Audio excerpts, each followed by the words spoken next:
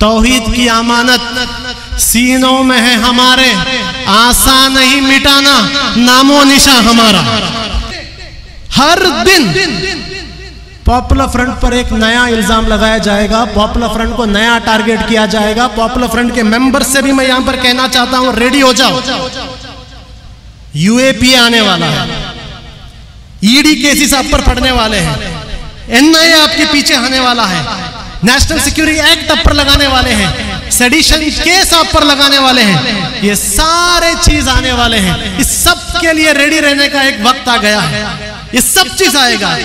और उम्मीद मत कीजिए कि ये जो दिल्ली के अंदर बैठे जो आरएसएस के दो प्रचारक हैं, ये प्रचारक कुछ रहम दिखाएंगे। ये ऐसे प्रचारक हैं जो बचपन से आरएसएस के शाखा में बैठकर मनुवाद सीखे हुए लोग हैं। वो मनुवाद जो कहता है कि पूरा का पूरा हुकूमत एक छोटे ग्रोह के हाथ में रहना है। यहाँ पर मुस्लिम्स उनके दुश्मन है, यहाँ पर क्रिश्चियंस उनके दुश्मन है, यहाँ पर कम्युनिस्ट उनके दुश्मन है। ऐसे एक आइडियोलॉजी का ट्रेंड हुए दो लोग आज इंडिया को चला रहे हैं। इनसे कोई भी उम्मीद मत रखिए। आज इंडिया में पॉपुलर फ्रंट ऑफ इंडिया के प्रोग्राम के साथ जुड़ना ही सबसे बड़ी एक हिम्मत की बात है।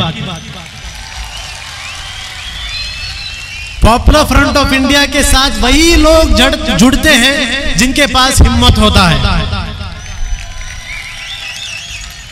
बुज़दिलों की जमात को लेकर पॉपुलर फ्रंट ऑफ इंडिया ये लड़ाई नहीं लड़ सकता। तो आज जो भी लोग यहां पर आए हैं, ऐसा मत समझिए कि आप लोग सिर्फ एक छोटे से एक शहर के अंदर एक प्रोग्राम के लिए आए, नहीं, बल्कि दिल्ली में बैठे ये जो दो ड्रामेबाज हैं, वो दो ड्रामेबाजों को आप एक मैसेज दे रहे हैं। वो दो ड्रामेबाजों को ये मैसेज दे रहे हैं कि जो चाहे कोशिश कर लो, जो चाहे आजमाना है आजमा लो, हम लोग डरने वाले नहीं हैं। आज इंडिया में हम जो रह रहे हैं एक हिंदुत्व मेजॉरिटेरियन गवर्नमेंट की हुकूमत है। एक ऐसी हुकूमत इंडिया के अंदर हुकूमत कर रही है जो हुकूमत कोई हक को नहीं मानती, किसी के हक को नहीं मानती। आप चाहे मुस्लिम हो, क्रिश्चियन हो, हिंदू हो, दलित हो, आदिवासी हो, कोई भी हो, अगर आप इस गवर्नमेंट की मुखालिफत करते हैं, अगर आप इस गवर्नमेंट को अपोज करते हैं, तो ये गवर्नमेंट अपनी सारी मैकेनिज्म को इस्तेमाल करेगी आपको बर्बाद करने के लिए। ऐसी एक गवर्नमेंट को आज हम इंडिया में देख रहे हैं। अमेरिका के अंदर जो ट्रंप की हुकूमत थी, या यूरोप के अंदर जो अलग अलग राइट विंग गवर्नमेंट है, ये सारे लोग इस हिंदुत्व मेजॉरिटेरियन गवर्नमेंट के सामने कुछ नहीं। ऐसी एक गवर्नमेंट जो आज इंडिया के हर एक शख्स को टारगेट कर रही है। जब दलित महाराष्ट्र के अंदर भीमा कोरेगांव के नाम पर उन्होंने प्रोटेस्ट किया, पूरे के पूरे दलित, ट्राइबल और लेफ्टिस्ट लीडर्स को जेलों में डाला गया, ये बताने के लिए कि आप दलित, आप ट्राइबल, आप आरएसएस के सामने बात नहीं करना है। जब सीए प्रोटेस्ट हुआ, जब पूरे इंडिया के स्टूडेंट सीए के रास्ते में उतर गए, सीए का प्रोटेस्ट किया, हम देखते हैं दिल्ली राइट्स को लेकर पूरे के पूरे सीए एक्टिविस्ट को टारगेट किया, ये बताने के लिए कि आप हमारे सामने नहीं आना है। और आज जब फार्मर्स प्रोटेस्ट कर रहे हैं, 26 फरवरी को ट्रैक्टर रैली के जैसा एक ड्रामा कर फार्मर्स को भी टारगेट किया जा रहा है, फार्मर के लीडर्स को भी अरेस्ट किया जा रहा है। मैसेज एकदम क्लियर है, मैसेज एकदम क्लियर है। अगर इंडिया में जीना है तो इस गवर्नमेंट का गुलाम बन के रहना होगा। मैसेज एकदम क्लियर है। ये गवर्नमेंट अभी कोई भी सबका साथ सबका विकास वो पूरा चला गया है, वो सब चला गया। अब एक सिंगल एजेंडा ये गवर्नमेंट आप लोगों को दे रही है। और जो जो लोग आज मेरी ये बात सुन रहे हैं, उन सबको ये गवर्नमेंट, इंडिया की गवर्नमेंट एक सिंगल एजेंडा दे रही है। वो सिंगल एजेंडा ये है, क्या आप आरएसएस से डरते हो या नहीं? अगर आप आरएसएस की चापलूसी करोगे तो आपको गवर्नर का सीट मिलेगा, आपको रंजन गोगोई के जैसा पार्लियामेंट में सीट मिलेगा, आपको अलग अलग जो बड़े बड़े पॉलिटिशियंस कांग्रेस से लेकर जाकर बीजेपी में भाग रहे हैं, मुसलमानों का वोट लेकर बीजेपी में जा रहे हैं, उनको मिनिस्टर सीट मिलेगा। लेकिन अगर आप बीजेपी का साथ नहीं दोगे, अगर आप बीजेपी के खिलाफ बात करोगे, तो आपको यूएपीए मिलेगा, आपको ईडी मिलेगा, आपको एनआईए मिलेगा। मैं भी आपसे पूछता हूं, यहां बैठे हुए लोगों से पूछता हूं, जब ये आरएसएस के लोग आपको ये वार्निंग दे रहे हैं, जब ये बीजेपी गवर्नमेंट आपको वार्निंग दे रही है कि क्या आप सरेंडर करेंगे, तो आपका जवाब क्या है? सरेंडर करेंगे? सरेंडर करेंगे? देखिए, एक बात वो भूल चुकी है, इंडिया में आज भी मुस्लिम कम्युनिटी जिंदा है, आज भी मुस्लिम कम्युनिटी जिंदा है। ये मुस्लिम कम्युनिटी के बारे में बहुत सारा नेगेटिव न्यूज भी आता है, बैकवर्ड है, सचर कमेटी में ऐसा लिखा है, एजुकेशन नहीं है, सब है, लेकिन ये मुस्लिम कम्युनिटी की एक कैपेसिटी भी है, याद रखिए।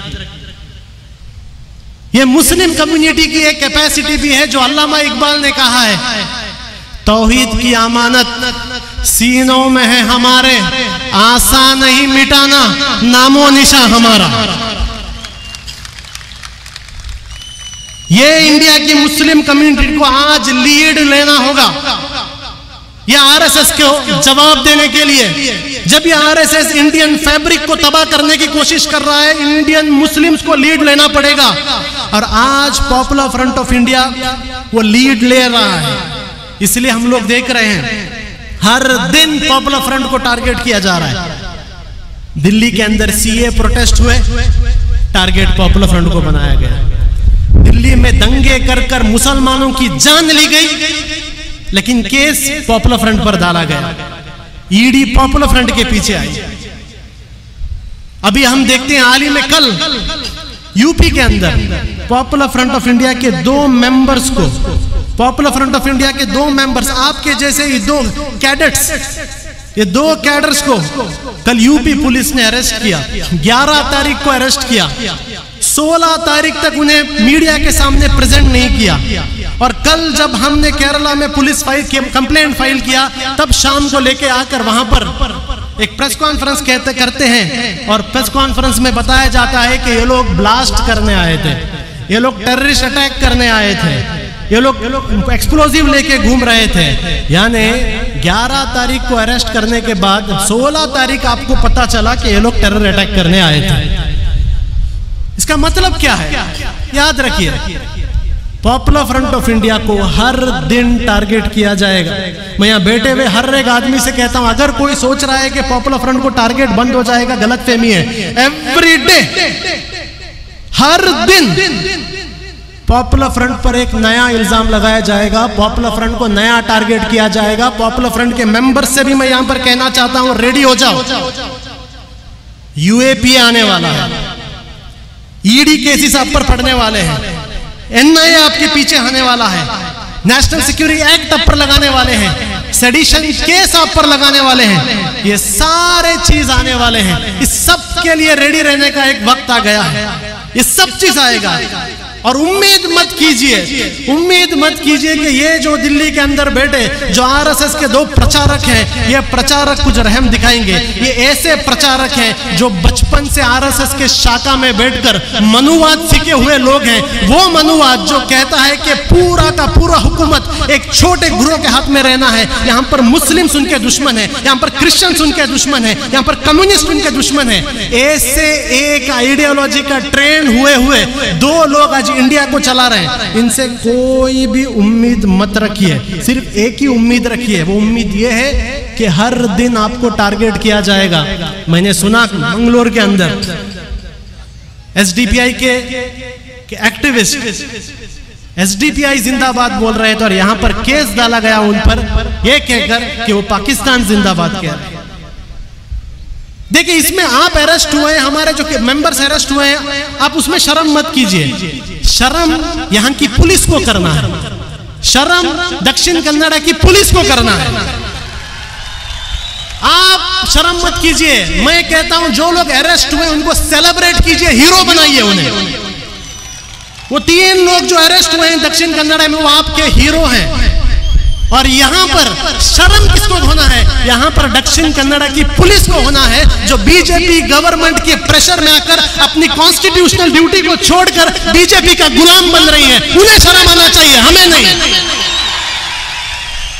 हमारे हीरो हैं, वो जेल के अंदर हैं।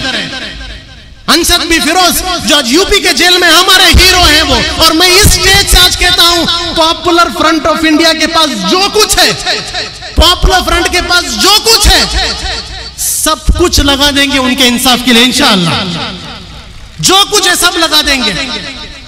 ये तंजीम बनाए हम लोग ऐसे कैडर्स की वजह से। ये तंजीम में कोई लीडर्स नहीं है, कौन से बड़े बड़े खानदानी लीडर्स को उठाकर ये तंजीम नहीं बनाए। ये तंजीम ये कैडर्स ने बनाया। और ये तंजीम में जो कुछ है इन कैडर्स के लिए है। और जो कुछ भी लगेगा इंशाल्लाह इनके इंसाफ के लिए हम लोग लगाएंगे। चंद लोग सवाल करते हैं पॉपुलर फ्रंट को क्यों टारगेट किया जा रहा है, क्यों टारगेट किया जा रहा है पॉपुलर फ्रंट को? सिंपल आंसर है, आज इंडिया के अंदर जब पूरी की पूरी एक सोसाइटी और स्पेशली मुस्लिम कम्युनिटी को स्लेव बनाने की कोशिश किया जा रहा है, गुलाम बनाने की कोशिश किया जा रहा है, ऐसे वक्त में इस कम्युनिटी को होप देने वाली तंजीम पॉपुलर फ्रंट है।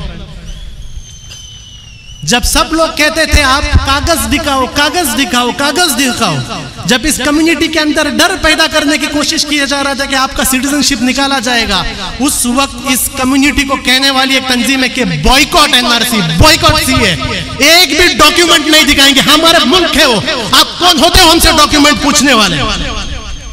ये होप देने वाली एक तंजीम है, दुश्मन के आंखों में आंखें डालकर बात करने वाली एक तंजीम है। जहां जहां और ये कारवान रुकने वाला नहीं। आपको जो रोकना है रोक लो, जो कोशिश करना है कर लो, जो उठाना है उठा लो, क्या करना है कर लो, जो भी ट्राई करना है कर लो, ये रुकने वाला नहीं। हम उम्मीद दे रहे हैं लोगों को, जिनके पास आवाज नहीं उनकी आवाज है। आज मैं ये स्टेज में रुक के जो बात कर रहा हूं, क्या ये मेरे अल्फाज हैं? ये मेरे अल्फाज नहीं है, ये आपके अल्फाज हैं क्या नहीं? ये आपके अल्फाज हैं। इंडिया में रहने वाले 20 करोड़ मुसलमान और कहीं सारे ऑप्रेस सेक्शंस, इन सब की आवाज आज पॉपुलर फ्रंट बना है। और ये लोग चाहते हैं कि ये ऑप्रेस सेक्शंस और मुसलमानों का आवाज को कंप्लीटली साइलेंट किया जाए, इसलिए पॉपुलर फ्रंट को टारगेट किया जा रहा है। तीसरा चीज, पॉपुलर फ्रंट कॉम्प्रोमाइज नहीं करता। पॉपुलर फ्रंट कॉम्प्रोमाइज नहीं करता। ये लोग बहुत खुश होते हैं, ये लोग बहुत खुश होते अगर पॉपुलर फ्रंट कॉम्प्रोमाइज कर लेता। हमें भी चंद हमारे मुस्लिम कम्युनिटी के बड़े बड़े लीडर आकर कहते हैं थोड़ा कॉम्प्रोमाइज कर लीजिए, थोड़ा कॉम्प्रोमाइज कर लीजिए। हम लोग कहते हैं ये कॉम्प्रोमाइज जो अल्फाज है ये हमको हमारे तंजीम ने सिखाया नहीं।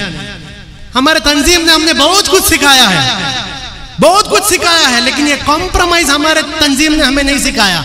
हमारे आंखों के सामने, हमारे आंखों के सामने जब जुल्म होता है, हमारे आंखों के सामने जब इनजस्टिस होता है, वो टाइप कॉम्प्रोमाइज करना पॉपुलर फ्रंट के डीएनए में नहीं है। जो आदमी वो जुल्म कर रहा है उसके हाथ को पकड़ना, उसके हाथ को पकड़ना और फेंकना, ये पॉपुलर फ्रंट के डीएनए के अंदर है। चाहे पॉपुलर फ्रंट का एक मेंबर हो या पॉपुलर फ्रंट के 1000 मेंबर हो, अगर हमारे सामने इनजस्टिस हुआ हम लोग खामोश बैठने वाले नहीं हैं। इनजस्टिस किस पर भी हो, किस पर भी हो। पॉपुलर फ्रंट से इनको बहुत बड़ी एक नाराजगी यह है कि पॉपुलर फ्रंट ऑफ इंडिया यह बता रहा है कि इंडिया का असल दुश्मन कौन है। आज मैं आपके सामने बताता हूं इंडिया का असल दुश्मन कौन है। इंडिया का असल दुश्मन बिना किसी डाउट के आरएसएस है, बिना किसी डाउट के। इंडिया में अगर कोई कैंसर है, कोविड आया चला गया, पोलियो आया चला गया, इसके लिए वैक्सीन भी आ जाता है, लेकिन आरएसएस ऐसा एक वायरस है जिसके लिए अभी तक कोई वैक्सीन नहीं आया। इंशाअल्लाह वो वैक्सीन पॉपुलर फ्रंट लेके आएगा, जरूर वो वैक्सीन हम लोग लेके आएंगे, हर जगह देंगे हम आरएसएस को वैक्सीन, क्योंकि हमें पता है आरएसएस कौन है। हम जानते हैं इंडिया के अंदर हिंदू मुस्लिम प्रॉब्लम नहीं है। क्लियर कर देता हूं, हिंदू मुस्लिम नाम का प्रॉब्लम है ही नहीं इंडिया के अंदर। ये जो मीडिया में आपको बताया जाता है हिंदू मुस्लिम, जब भी आपके सामने कोई कहे हिंदू मुस्लिम, आप कह दो यहां पर हिंदू मुस्लिम प्रॉब्लम नहीं, यहां पर सिर्फ एक प्रॉब्लम है, आरएसएस वर्सेस मुस्लिम। इधर आरएसएस वर्सेस मुस्लिम। और इसलिए मैं आज स्टेज से पूरे इंडिया के आवाम से कहता हूं आरएसएस को पहचानिए। जानिए आपके डिस्ट्रिक्ट का आरएसएस लीडर कौन है, जानिए अपने डिस्ट्रिक्ट का आरएसएस का भौतिक प्रमुख कौन है, जानिए अपने डिस्ट्रिक्ट का आरएसएस का शारीरिक प्रमुख कौन है, जानिए उनको, पहचानिए उनको कौन है। क्योंकि ये लोग आपके असल दुश्मन हैं। जो आपके साथ रहने वाले जो हमारे हिंदू भाई हैं वो लोग हमारे दुश्मन नहीं, हमारे दुश्मन आरएसएस है। तो आरएसएस को पहचानिए। इंडिया में रहने वाले हर एक दलित, हर एक ट्राइबल, हर एक मुसलमान, हर एक बैकवर्ड की एक जिम्मेदारी है, उसको आरएसएस को पहचानना है। और मैं आपसे चैलेंज में कहता हूं, मैं आपसे चैलेंज में कहता हूं कि जिस दिन आप आरएसएस को पहचानना शुरू करेंगे, ये जब भागेंगे इस तरीके से भागेंगे कि इन्हें याद भी नहीं रहेगा कि इनका यूनिफॉर्म चड्डी से पैंट हो गया है, इन्हें याद भी नहीं रहेगा। ऐसे भागेंगे।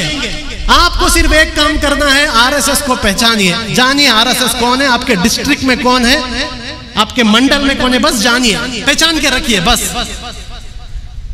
अरे जानिए कि कोई भी हिंदू मुस्लिम प्रॉब्लम नहीं है। हम 60 सालों से, हजारों साल से हिंदू मुस्लिम इंडिया के अंदर साथ रहे। इंडिया में कोई हिंदू मुस्लिम प्रॉब्लम नहीं है। इंडिया में प्रॉब्लम है तो सिर्फ आरएसएस का प्रॉब्लम है। और popular front of India RSS को एक्सपोज कर रहा है।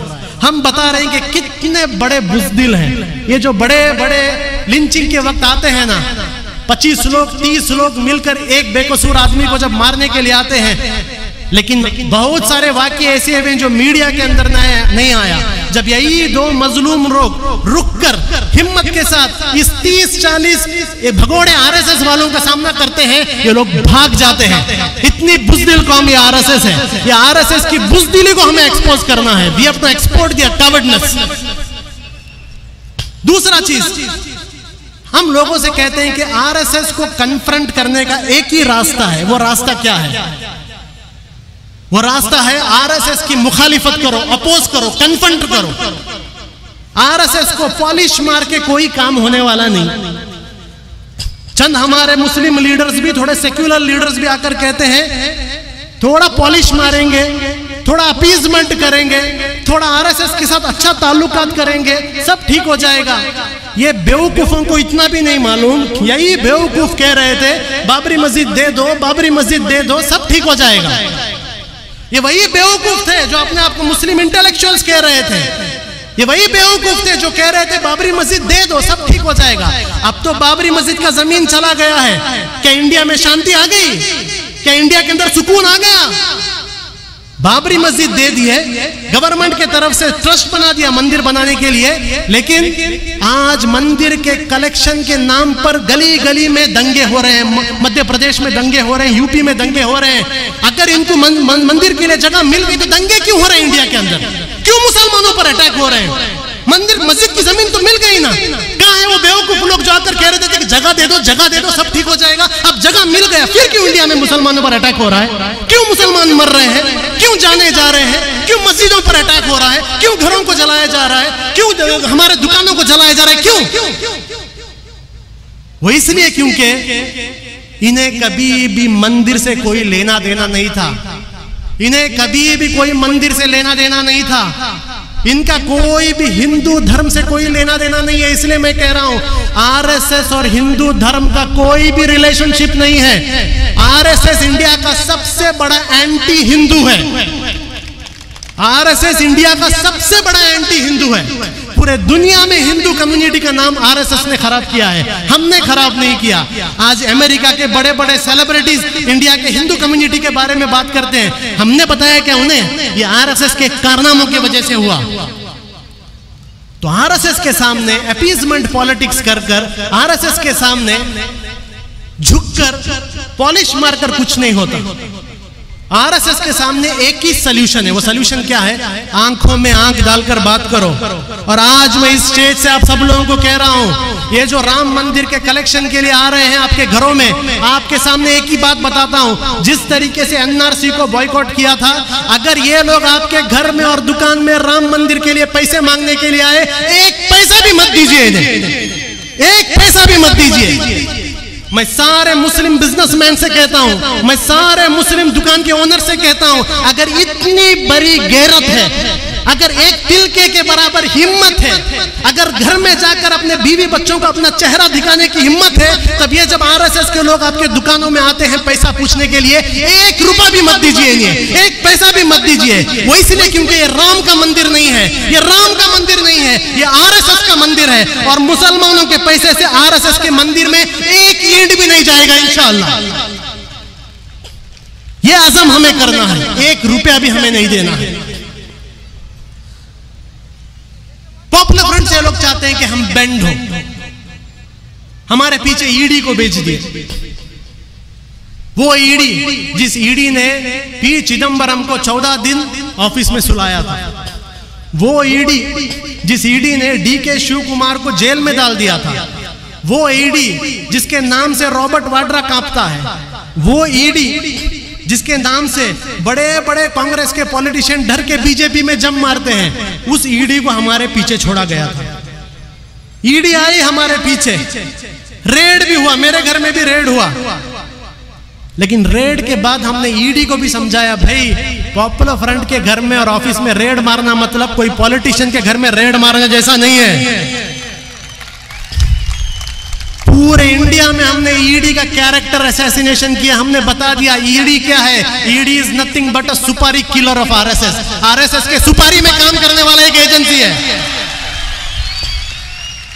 जिस तरीके से एनआईए को हमने निकाह इन्वेस्टिगेशन एजेंसी बना दिया था, निकाह इन्वेस्टिगेशन एजेंसी बना दिया था, आज पूरे इंडिया के अंदर सबको हमने बता दिया है कि ईडी से डरने की जरूरत नहीं, ईडी को कन्फ्रंट करो, लीगली डेमोक्रेटिक कन्फ्रंट करे। और ऐसी हिम्मत हमारे मेंबरों के अंदर थी कि बिहार का एक छोटा सा गांव जहां पर हमारे स्टेट जनरल सेक्रेटरी, एक गरीब भाई, हमारा एक गरीब भाई, कोई बड़ा करोड़पति पॉलिटिशियन नहीं है, गरीब भाई के घर में जब ईडी के लोग रेड किए, उस बिहार के दरभंगा के छोटे से गांव के लोगों के अंदर भी पॉपुलर फ्रंट ने हिम्मत दी कि ईडी को हमने वहां से जाने नहीं दिया जब तक ईडी ने लिख कर नहीं दिया कि उन्होंने क्या सीज किया है। ये हमने सिखाया इंडिया को। एनआईए को भेज रहे हैं। अब थोड़े दिन पहले इनकम टैक्स हमारे पर नोटिस आया। आपको पता है पॉपुलर फ्रंट पर इनकम टैक्स नोटिस क्यों आया? पॉपुलर फ्रंट पर इनकम टैक्स नोटिस इसलिए आया क्योंकि हमने हादिया को हेल्प किया। हमको इनकम टैक्स का डायरेक्टर कहता है, आपने हादिया को कैसे हेल्प किया? हादिया तो कन्वर्शन हुआ था। जब सुप्रीम कोर्ट ने कहा था कि it is a matter of individual liberty, एक इंसान के पर्सनल हुकूक की एक बात है, सुप्रीम कोर्ट ने कहा, सुप्रीम कोर्ट के राय को भी ये इनकम टैक्स डायरेक्टर बीजेपी की बात सुन के रिजेक्ट कर हमसे कह रहा है कि आपने हादिया को हेल्प क्यों किया। वो हमसे कह रहा है कि आपके डोनर्स ने इनकम टैक्स नहीं भरा। वो हमसे कह रहा है कि आपके डोनर्स के पास पैन कार्ड नहीं है। हमने भी जवाब दिया कि भाई नरेंद्र मोदी 2014 से पैन कार्ड बनाओ बोल रहा है। नरेंद्र मोदी हर दिन डिजिटल इकोनॉमी की बात कह रहा है।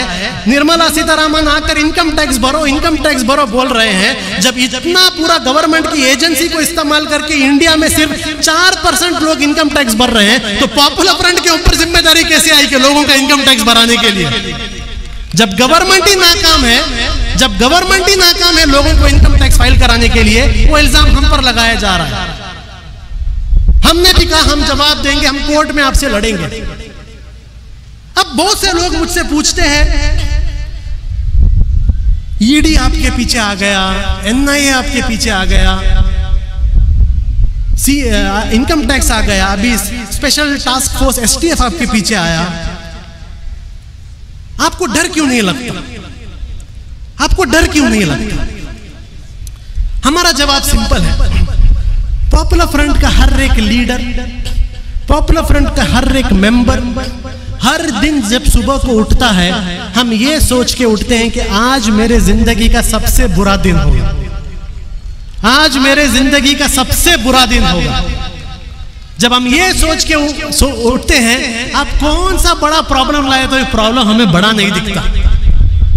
आप हमें ईडी से डराना चाहते हैं, आप हमें यूएपीए केस से डराना चाहते हैं, आप हमें सेडिशन केस से डराना चाहते हैं, आप हमें नेशनल सिक्योरिटी एक्ट से डराना चाहते हैं। मैं बीजेपी गवर्नमेंट को एक एडवाइस देता हूं, हम लोग ये ऑर्गेनाइजेशन ज्वाइन ही किए ये जानकर कि हम पर यूएपीए पड़ने वाला है। हम लोग ये ऑर्गेनाइजेशन में आए ये जानकर कि हम पर सेडिशन होने वाला है।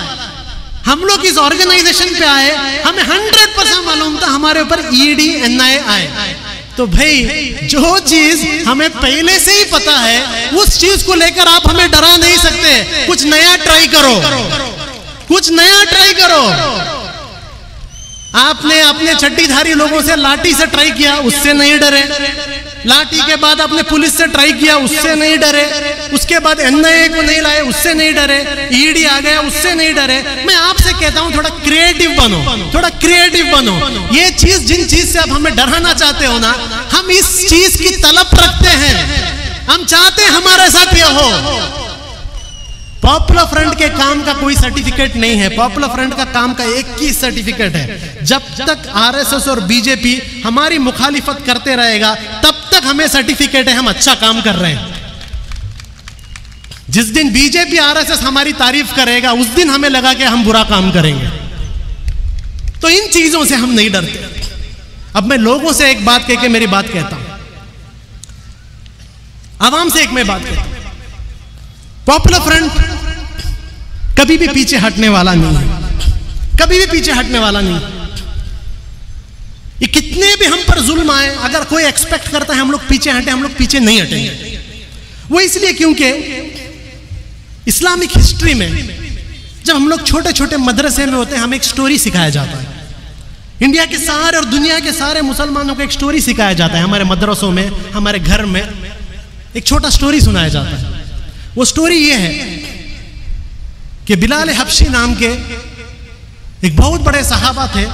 उनको जब टॉर्चर हो रहा था और उनको टॉर्चर में ये कहा जा रहा था कि सरेंडर करो, सरेंडर करो, सरेंडर करो, बिलाल को इस तरीके से टॉर्चर किया था कि आज तक किसी ने वैसा टॉर्चर नहीं देखा। वैसा टॉर्चर करने के वक्त जब बिलाल को सरेंडर करने के लिए कहा गया, उमैया ने कहा बिलाल अगर तू सरेंडर नहीं करेगा तो मैं तुझे ऐसा टॉर्चर दूंगा, ऐसा टॉर्चर दूंगा जो टॉर्चर आज तक अरबों ने सोचा नहीं था, आज तक अरबों ने देखा नहीं था और आज तक अरबों ने सुना नहीं था।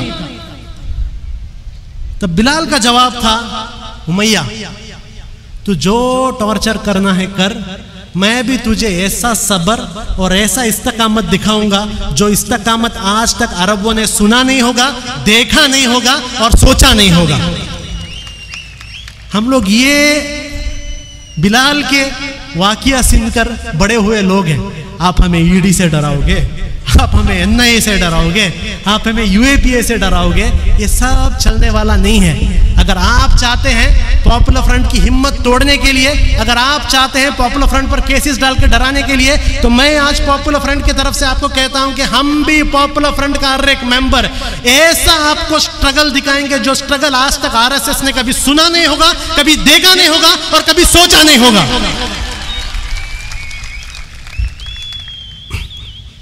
पॉपुलर फ्रंट की ये लड़ाई अकेली लड़ाई नहीं है, ये पूरी की पूरी इंडियन सोसाइटी की लड़ाई है।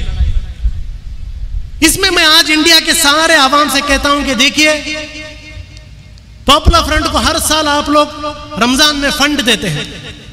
हमसे एनआईए ईडी पूछता भी है पैसा कहां से आता है, 100 करोड़ कहां से आया, 100 करोड़ कहां से?